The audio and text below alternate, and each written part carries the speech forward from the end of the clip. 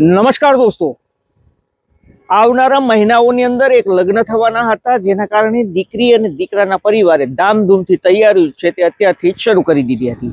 પૂનાનો આ ખૂબ પૈસાદાર પરિવાર છે, જેના દીકરાના લગ્ન માટે ઉદયપુરની એક આલિશાન હોટેલ છે જે 2 દિવસ માટે બુક કરવામાં આવી હતી અને તેનું બુકિંગ ચાર્જ છે તે 17 કરોડ રૂપિયા ચૂકવવામાં આવ્યો હતો. સાથે સાથે પૂનાથી ઉદયપુર લગ્નમાં આવનારા મહેમાનો માટે 2 પ્રાઇવેટ ચાર્ટર જેટ પ્લેન છે તે પણ તૈનાત રાખવાની તૈયારી હતી.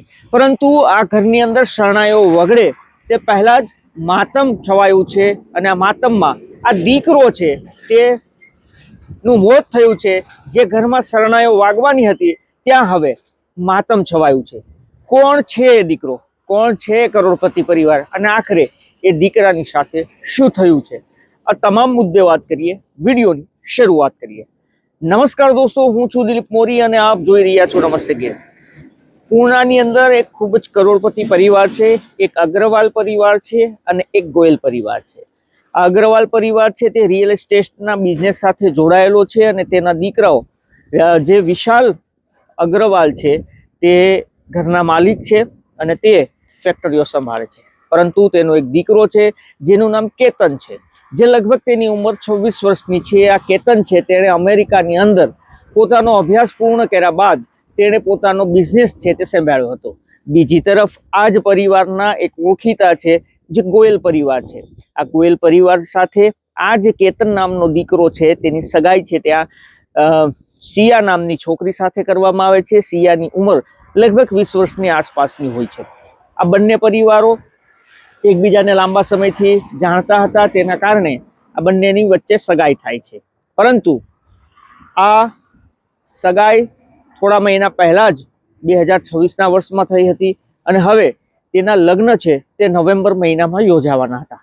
જેના કારણે આ અગ્રવાલ પરિવાર દ્વારા ઉદયપુરની અંદર આલિશાન હોટેલ છે તે 2 દિવસ માટે પોતાના દીકરાના લગ્ન માટે બુક કરવામાં આવી હતી. તેનું પ્રી વેડિંગ છે, લગ્ન પહેલાનું પ્રી વેડિંગ છે તે હાલમાં જ બાલી 19 જૂનના રોજ આ જે પતિ પત્ની બનવાના છે, જે નવ દંપતી, એ સિયા અને તેનો પતિ જે કેતન છે તે બાલી જવાના હતા. પરંતુ તે પહેલા જ આ કેતન છે તેનું મોત થાય છે.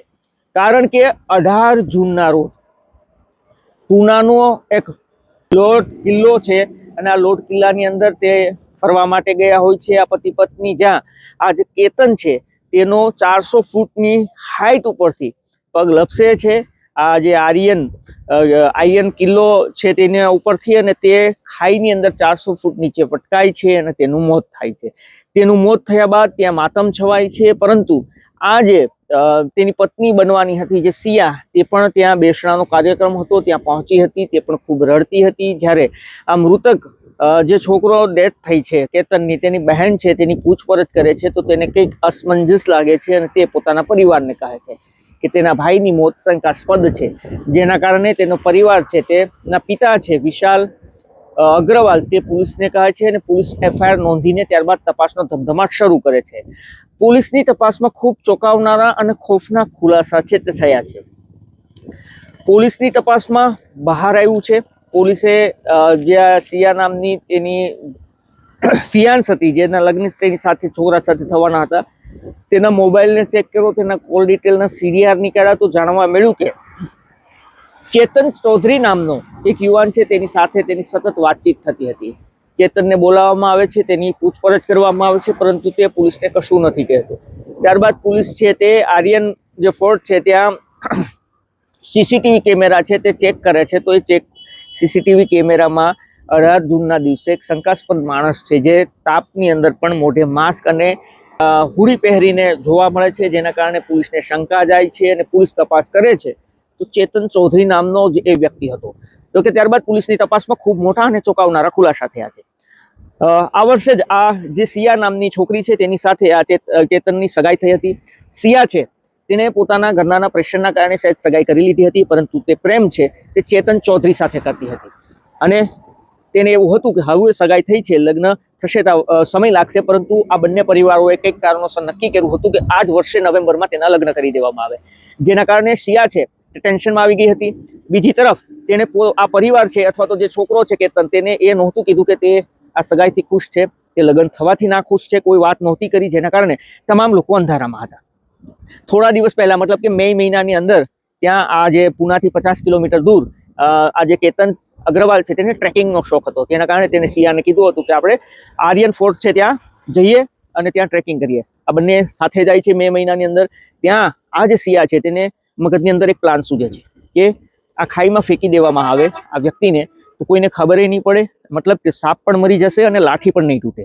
આ પ્લાન બનાવ્યો હતો. એ દિવસે એ લોકો પરત ફરે છે, પરંતુ થોડા દિવસ બાદ ફરી વખત આ સિયા છે તે પોતાના એ પ્રેમ ઘરવાળાને કહે છે જે બનવાનો હતો તેને કે આપણે ફોર્ટ ઉપર જઈએ, અને એ બંને ફરી જાય છે. 14 જૂનના રોજ તે હાલમાં જ ત્યાં ગયા હતા અને ત્યાંથી આ સિયા છે તેને કેતનને સેલ્ફીના બહાને ત્યાં રાખ્યો હતો અને ત્યારબાદ ધક્કો મારી દીધો હતો.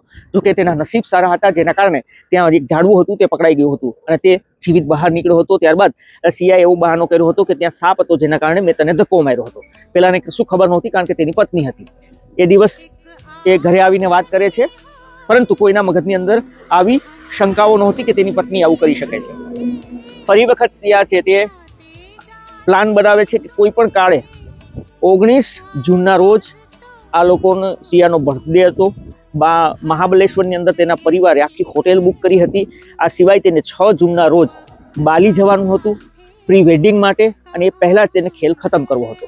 પરંતુ આ ઘટના બન્યા બાદ મતલબ કે 6 જૂનના રોજ આ લોકોને બાલી જવાનું હતું, પરંતુ એન્ડ ટાઈમે આ સિયા છે તે કેતનનો પાસપોર્ટ છે તે ક્યાંક છુપાવી દે છે અને તેના કારણે બાલીનો આખો પ્લાન છે તે કેન્સલ થાય છે. ત્યારબાદ તે ફરી વખત જીદ કરે છે, પરંતુ આ કેતન અગ્રવાલના પરિવાર છે તે ફરવા જવાની ના પાડે છે. આખરે સિયા છે તે ફરી વખત પ્લાન બનાવે છે અને તે પોતાની જે કેતનના મમ્મી છે તેને વિડીયો કોલ કરે છે. આ વિડીયો કોલમાં તે કહે છે કે તેને કેતનને ને બંનેને ફરવા જવું છે તો જવા દેવામાં આવે, અને તેના સાસુ એગ્રી થાય છે. અને ત્યારબાદ ફરી એક વખત આ લોકો 18 જૂનના રોજ મતલબ કે 19 જૂને તેનો બર્થડે હતો. મહાબલેશ્વરની અંદર તેણે હોટેલો બુક કરી હતી, મહેમાન આવવાના હતા, પરંતુ તે પહેલાં તેને બહાનો કર્યો કે મારા દોસ્તો છે એ પણ મારો બર્થડે મનાવવા માગે છે, પરંતુ એક દિવસ પહેલાં, જેથી કરીને આપણે એક દિવસ પહેલાં જઈએ. જેના કારણે ફરી એ જ જગ્યા ઉપર પહોંચે છે એ આર્યન ફોર્ટ ઉપર, અને ત્યાં આ વખતે પૂરતો પ્લાનિંગ બનાવી રાખ્યો હતો કે કોઈ પણ કાળે કેતન બચે નહીં. જેના કારણે તેણે પોતાના આશિક મતલબ કે ચેતન ચૌધરીને પણ બોલાવી રાખ્યો હતો. ચેતન ચૌધરી છે એ પણ ત્યાં પહોંચે છે, પરંતુ પોતાના ઘરે ફોન ને તમામ વસ્તુ મૂકીને, જેથી કરીને તે ટ્રેસ ન થાય, મતલબ કે એનું લોકેશન કોઈને ખબર ન પડે, જેના કારણે તે આખો દિવસ પોતાનો ફોન ઘરે રાખી દે છે. એ આ લોકો સવારે 9 વાગે ત્યાં પહોંચે છે. ચેતન ચૌધરી છે તે પણ પાછળ પહોંચે છે. લગભગ 10 સાડા 10 કલાકનો સમય થાય છે. એ સેલ્ફી પોઈન્ટ ઉપર પહોંચે છે, જ્યાંથી 400 ફૂટ નીચે ખાઈ હોય છે. ત્યાં ફરી એક વખત કેતન અગ્રવાલને તેની પત્ની સિયા કહે છે કે ત્યાં નજીક જાઓ, આપણે સેલ્ફી લઈએ, ત્યાં ફોટા પાડીએ. જેના કારણે તે ફોટા પાડવાના બહાને તે દૂર રહે છે. પેલો ફોટા પાડવા માટે ત્યાં નજીક જાય છે, અને ત્યારબાદ આ જે વ્યક્તિ હોય છે ચેતન ચૌધરી એ પણ ત્યાં પહોંચે છે, અને આ બંને કેતન અગ્રવાલ કંઈ સમજે તે પહેલાં ધક્કો મારીને તેને 400 ફૂટ નીચે ફેંકી દે છે. ત્યારબાદ આ ચેતન ચૌધરી છે ત્યાંથી જતો રહે છે, અને સિયા છે તે ડ્રામા શરૂ કરે છે.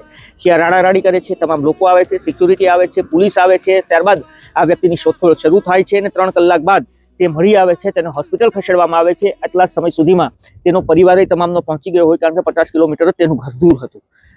આ વ્યક્તિને મૃત જાહેર કરવામાં આવે છે. સૌ કોઈને લાગતું હતું કે તે પગ લપસવાના કારણે પડી ચૂક્યો છે, કારણ કે તેની પત્ની સિયાએ બધાને આ જ કીધું હતું.